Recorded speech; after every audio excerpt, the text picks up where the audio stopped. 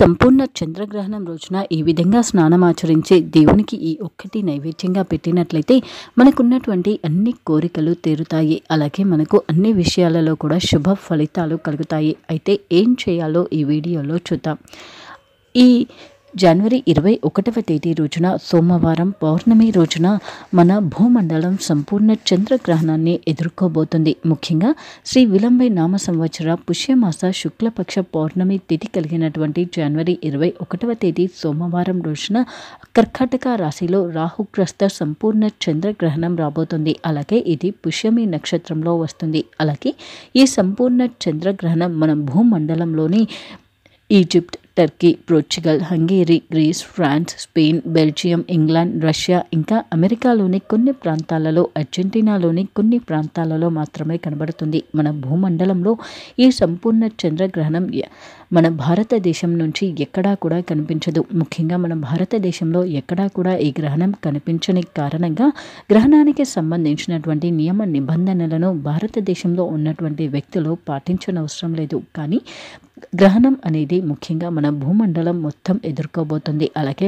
మన భారతదేశంలో ఉన్నప్పటికీ మన దగ్గరి వారు ఇంకా మనం ఇష్టపడేటువంటి వ్యక్తులు మన ప్రపంచంలో ఎక్కడో ఒక దగ్గర ఉండే ఉంటారు. అలాగే వారితో మనకు ఏదో ఒక సంబంధం ఉండే ఉంటుంది. అందుకే మన భారతదేశంలో గ్రహణం కనిపించినప్పటికీ కూడా మనం మనస్ఫూర్తిగా ఇష్టానుసారంగా గ్రహణానికి సంబంధించినటువంటి కొన్ని చిన్న చిన్న పనులను చేసినట్లయితే మనకు అన్ని విషయాలలో కూడా అనుకూలమైనటువంటి ఫలితాలను పొందగలుగుతాము. ముఖ్యంగా గ్రహణం రోజున ఇప్పుడు చెప్పబోయేటువంటి విధంగా స్నానం ఆచరించి దేవునికి ఈ ఒక్కటి కనుక నైవేద్యంగా పెట్టినట్లయితే మనకున్నటువంటి ఎన్నో సమస్యల నుంచి మనము బయటపడవచ్చు. అయితే అది ఏంటో ఇప్పుడు చూద్దాం. ముఖ్యంగా గ్రహణ సమయం విడిచిన తర్వాత ఇంటిని శుభ్రం చేసుకుంటారు. ఆ తర్వాత సాంప్రదాయబద్ధంగా తలస్నానం చేసి పూజా గదిని శుభ్రం చేసుకుంటారు. ఇంకా ఎవరైతే జంధ్యాన్ని ధరించుతారో వారు గ్రహణం విడిచిన తర్వాత జంధ్యాన్ని మార్చుకుంటారు. అలాగే గ్రహణం విడవక ముందు ఒక స్నానం, గ్రహణం విడిచిన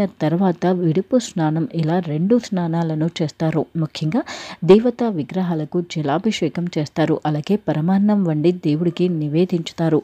గ్రహణం వల్ల ఏర్పడేటువంటి దోషాలు మనపై ఉండకుండా వాటిని తొలగించమని దేవుణ్ణి ప్రార్థిస్తారు. ముఖ్యంగా గ్రహణం రోజున చేసేటువంటి మంత్ర జపాలు, నైవేద్యాలు ఇంకా మనం చేసేటువంటి దానాలు మనకు మిగతా రోజులలో కన్నా కూడా ఉత్తమమైనటువంటి ఫలితాన్ని అందిస్తాయి. అలాగే కొందరు గ్రహణం రోజున ఉపవాసం కూడా చేస్తారు. అలాగే గుమ్మడికాయను ఎవరైతే ఇంటి ముందు కట్టుకునేటువంటి ఆచారం ఉందో వారు గుమ్మడికాయను మార్చివేయాలి. అలాగే ఎవరైతే వారి గుమ్మం ముందు కలబంద ఇంకా మరేదైనా దిష్టి వాటిని కట్టుకునేటువంటి వారు ఉన్నారో వారు కూడా వాటిని తీసివేసి వాటి స్థానంలో కొత్త వాటిని ఏర్పరచుకోవాలి. అలాగే గ్రహణం విడిచిన తర్వాత మన ఇంట్లో చేయవలసినటువంటి పనులన్నీ పూర్తి అయిన తర్వాత మన ఇంటి దగ్గరలో ఉన్నటువంటి గుడిలో దైవ దర్శనాన్ని చేసుకోవడం మంచిది. అలాగే శక్తి మేర ఈ రోజున చేసేటువంటి దానాలు మనకు మంచి ఫలితాలను అందిస్తాయి. ఇంకా పితృదేవతలకు మనం చేసేటువంటి తర్పణ కార్యక్రమాలు కూడా వారికి ఎంతో సంతోషాన్ని కలిగించడమే కాకుండా వారికి మోక్ష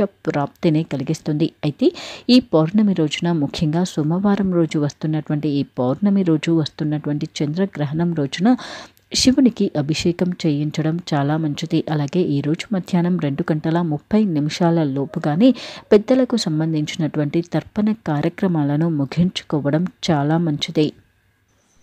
ప్రతి నెల మరియు ప్రతి వారం మీ రాశి ఫలాలు, మీరు చేయాల్సిన పరిహారాలు తెలుసుకోవడం కోసం మా ఛానల్ని సబ్స్క్రైబ్ చేసుకోవడం మర్చిపోకండి.